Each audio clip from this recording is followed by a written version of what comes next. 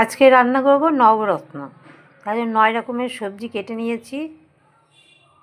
বেগুনটা আলাদা করে রেখেছি, আলাদা ভাজতে হবে।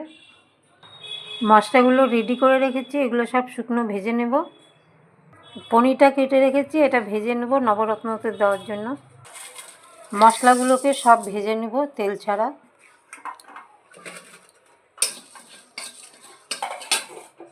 গরম হয়ে গেছে, এর মধ্যে পনিরটা ভেজে নেব। পনিরটা ভাজা হয়ে গেছে, উঠিয়ে নেব। তেজপাতা, শুকনো লঙ্কা সোমবার দিব, তার সঙ্গে একটু পাঁচফোড়ন দিয়ে দেব। সোমবারটা দিয়ে দিচ্ছি, এখন সবজিগুলো দিয়ে দেব।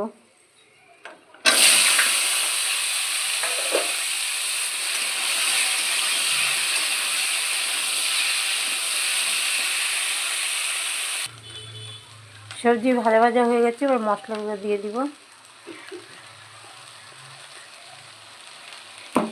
মশলাটা দিয়ে ভালো করে কষিয়ে নেব।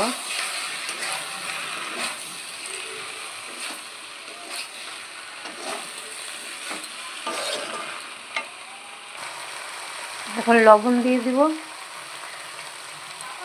লবণ দিয়ে জল দিয়ে দিব, সেই মশলাতে জল দিয়ে দেব।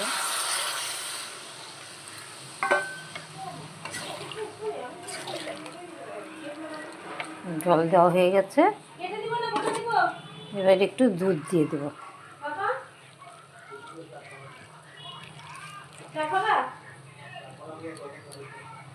দুধ দিয়ে নেড়ে চেড়ে ঢেকে দেব। নেড়ে চেড়ে ঢেকে এখন পনিরটা দিয়ে দেব এর মধ্যে।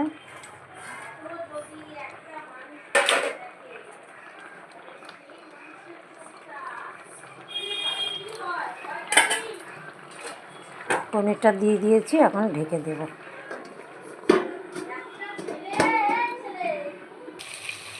হয়ে গেছে, একটু ঘি দিয়ে দেব।